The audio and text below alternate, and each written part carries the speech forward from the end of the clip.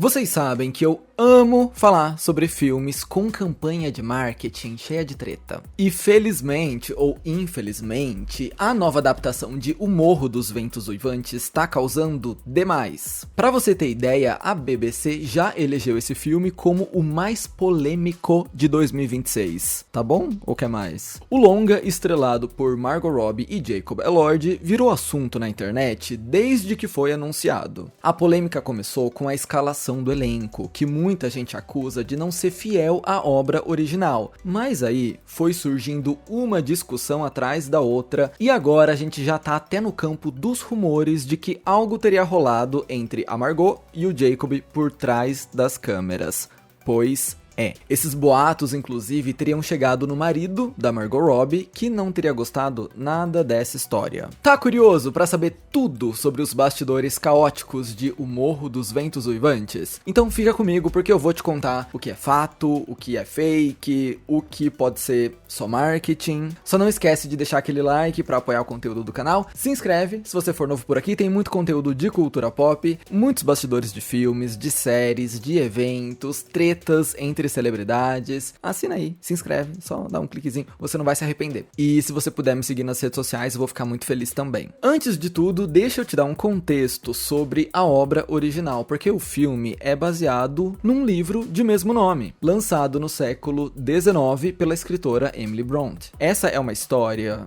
eu nem sei muito bem como resumir, mas essa é uma história sombria sobre um amor proibido, uma vingança familiar, e envolve dois personagens principais, o Heathcliff e a Catherine. E os dois fazem parte de realidades bem diferentes. Esse é um resumo de um resumo de um resumo, tá? O livro é bem complexo. Bom, essa relação entre os dois protagonistas, tanto a relação amorosa e obsessiva, quanto a relação social entre eles, é o principal ponto da primeira grande confusão envolvendo o filme. Já que a história original se desenrola justamente na marginalização do Heathcliff, que é descrito como um cigano de pele escura e escuro quase como se viesse do diabo. Essas características fazem o leitor entender que esse personagem não é branco. Porém, como você pode perceber, o Jacob Elord, que foi escalado para viver o Heathcliff, não se encaixa muito bem na descrição. E é daí que surgem as acusações de embranquecimento do elenco. Vale lembrar que essa não é a primeira vez que o Morro dos Ventos Uivantes ganha uma adaptação. O livro, na verdade, já teve várias versões, em sua maioria com homens brancos no papel principal, como Laurence Olivier, o Ray Fiennes, o Tom Hardy. Acontece que, logicamente, todos esses filmes são adaptações mais antigas da obra, e atualmente o discurso em volta da importância da representatividade já cresceu bastante. Tanto é que, numa versão mais recente de 2011, pela primeira vez um ator negro interpretou o Heathcliff, e o responsável por isso foi o James Hawson.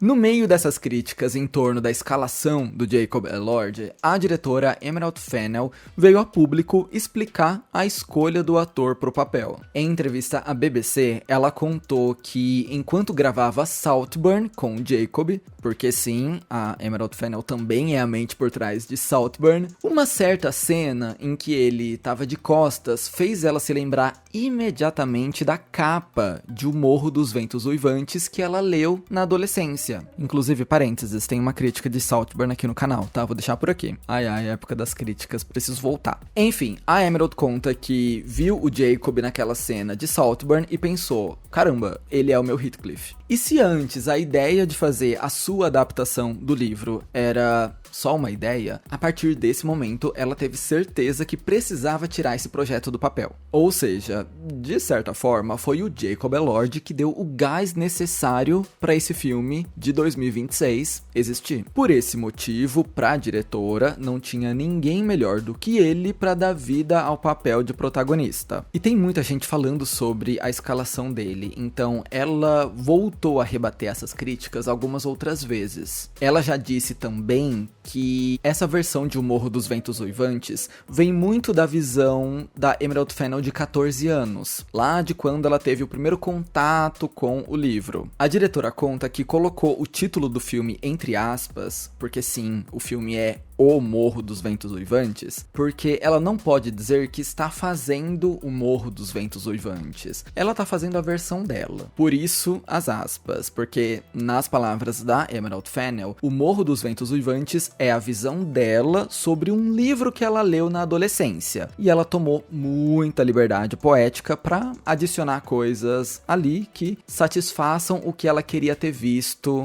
lá atrás. Ou seja, gangue, é um discurso polêmico para dizer o mínimo. Essa relação entre um toque autoral fortíssimo da diretora e uma adaptação de uma obra clássica. Qual é o limite de um, qual é o limite de outro? Comenta aí o que você acha sobre isso. Comenta se você consegue se distanciar do material original desse jeito. Enfim, ainda falando na questão da escalação dos atores, a Margot Robbie, que também foi vítima de críticas, tá? Porque no livro a Catherine é morena, não loira, e é pelo menos 10 anos mais nova do que a Margot. Enfim, ela também saiu em defesa do Jacob Elord, dizendo que era melhor o público esperar para ver o resultado final antes de opinar sobre. Acontece que essa não é a única polêmica sobre a falta de verossimilhança no filme. Outro ponto levantado pela internet envolve os figurinos que foram usados no longa. A galera tá falando que eles não parecem fidedignos à época em que a história se passa. Isso porque, apesar de seguirem uma vibe vitoriana, as roupas têm uma estética muito contemporânea e usam tecidos que não eram utilizados naquele período. Então, existe um baque aí entre o que existia naquela época e o que existe nessa versão. Tem gente até referenciando o filme Maria Antonieta, da Sofia Coppola. Eu não sei se você vai lembrar do filme, mas aqui a Sofia não se prendeu tanto à precisão histórica, porque ela queria mostrar para o público que o filme era uma leitura dela sobre uma jovem adolescente. Por isso que a trilha sonora é cheia de rock, por isso que aparece um All-Star entre os sapatos da realeza. E de fato, essa comparação pode até fazer sentido se a gente pensar na estética de O Morro dos Ventos Uivantes como uma leitura do interior daqueles personagens. Do caos, dos sentimentos, da paixão, da obsessão, da ambição. Inclusive, falando sobre esse distanciamento entre história de época e modernidade, quem assina a trilha sonora do filme é a Charli XCX, uma artista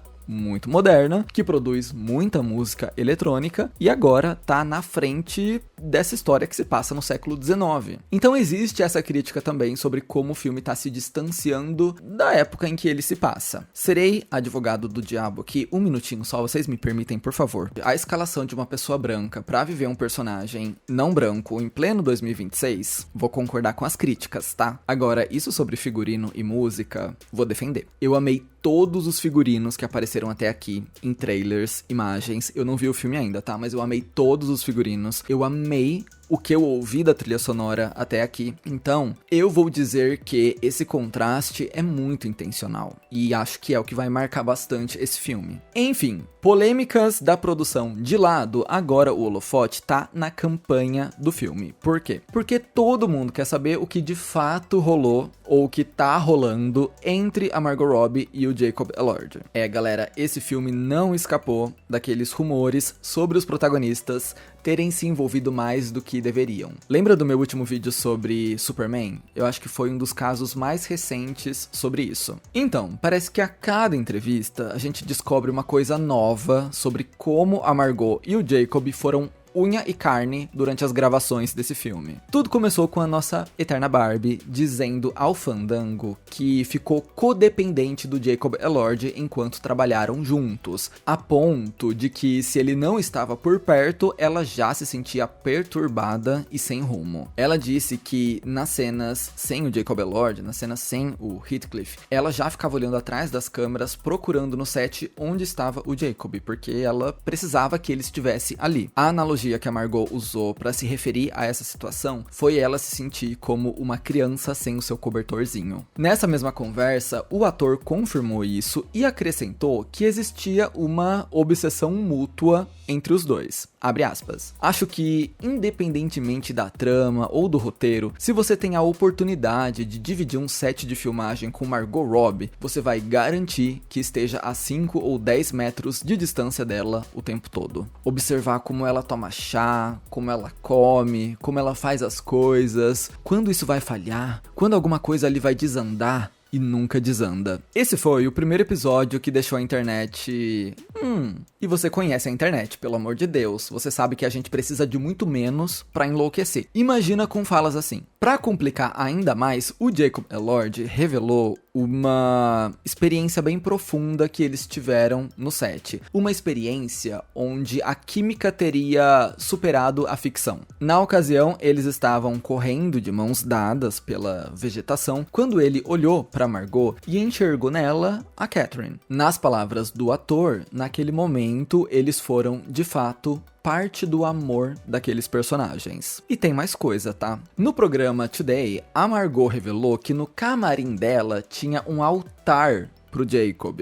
E no dele também tinha um altar para ela, que incluía mechas de cabelo, fotos, velas. De acordo com a Margot, a ideia partiu da diretora com o objetivo de ajudar eles a darem o tom pro filme. E a gente sabe que a Emerald Fennell é intensa no que diz respeito à paixão e obsessão das suas histórias. Quem viu Saltburn vai entender. Mas nem tudo saiu da cabeça da diretora. O Jacob Elord também tirou suas ideias do papel. Foi isso que aconteceu no Dia dos Namorados do ano passado, 2025. Eles estavam filmando na data e o ator fez um gesto simbólico. Ele encheu o quarto da Margot Robbie de rosas. Ela retribuiu o presente dando pra ele um anel. Anel esse que foi muito comentado recentemente, quando eles foram vistos pela primeira vez combinando acessórios. Só pra você entender, as joias foram desenhadas pela Cissy Jewelry e mostram duas caveiras com as iniciais da Catherine e do Heathcliff. E também as datas, 1847 e 2026. O ano de lançamento do livro e o ano de lançamento do filme. Inclusive, falando em lançamento, o filme sai aqui no Brasil agora dia 12, tá? De fevereiro. Lá nos Estados Unidos vai demorar mais um pouquinho, vai sair só no dia 14, porque eles querem aproveitar o Dia dos Namorados. De toda forma, o embargo do filme caiu nessa semana e já tivemos as primeiras críticas dele. Pelo visto, o negócio tá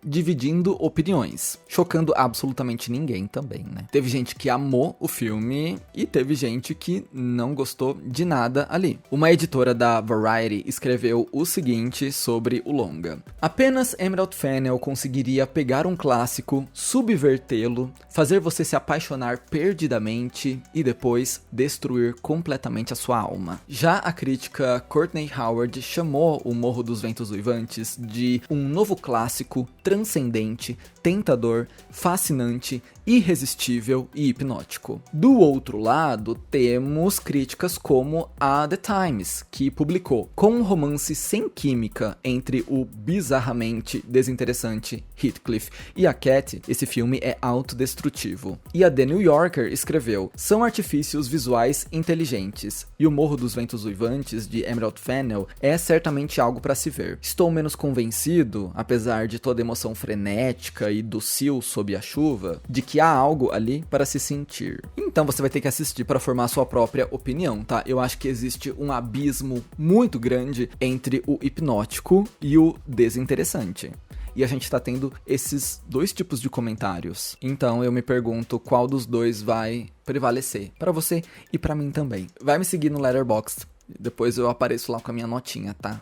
Fefo Caires. Bom, voltando a falar sobre o marketing do filme rapidinho pra gente concluir, as notícias mais recentes sobre essa campanha polêmica dizem respeito ao marido da Margot Robbie, o Tom Eckerly. De acordo com uma fonte do Radar Online, ele não aprovou a química entre a sua esposa e o Jacob e aprovou menos ainda a repercussão que isso tá tendo na mídia. Mas o Radar Online dificilmente dá uma dentro, tá? Então encara esse rumor com R maiúsculo. Mas a questão é, e agora pode ser que venha aí um grande plot twist. Tem gente achando que toda essa discussão sobre um possível romance entre os atores é exatamente o que a distribuidora quer causar. Afinal, o marido da Margot Robbie é um dos produtores de O Morro dos Ventos Uivantes. Ou seja, o cara assina o projeto também. Por isso tem muita gente levantando a hipótese dessa campanha ter um affair bait. Já tinha ouvido falar desse termo? Affair bait é quando as pessoas envolvidas topam assumir uma especulação de namoro para ajudar a promover aquilo que elas estão promovendo. Um exemplo famosérrimo disso foi o filme Todos Menos Você, que girou em torno do suposto relacionamento entre a Sydney Sweeney e o Glen Powell. Tem vídeo aqui sobre isso também.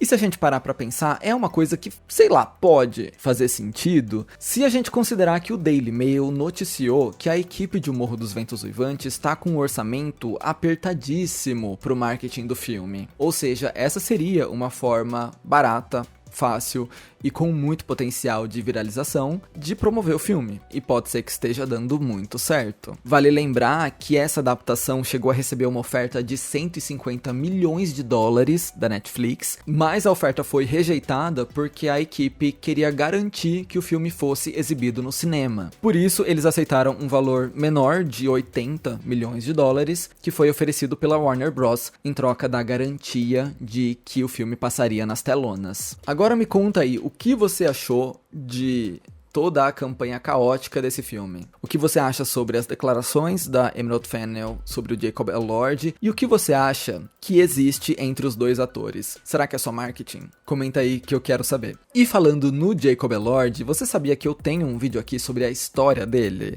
Pois é um vídeo meio antigo, fefo do Antigo Testamento, mas ainda tá bem atual e ainda tá bem completo e te ajuda a entender como o Jacob Elord se tornou um queridinho em Hollywood da noite pro dia. Vou deixar aqui pra você assistir. Eu espero que você tenha gostado desse vídeo e eu espero que esse vídeo tenha te informado de todos os babados. Se você gostou, deixa um like, manda pra um amigo, assim ele também fica por dentro. O filme estreia essa semana, então não há tempo melhor pra ele se inteirar do assunto. E se você puder me seguir nas redes sociais, eu vou ficar muito feliz também. A gente se vê no meu próximo vídeo. Belezinha?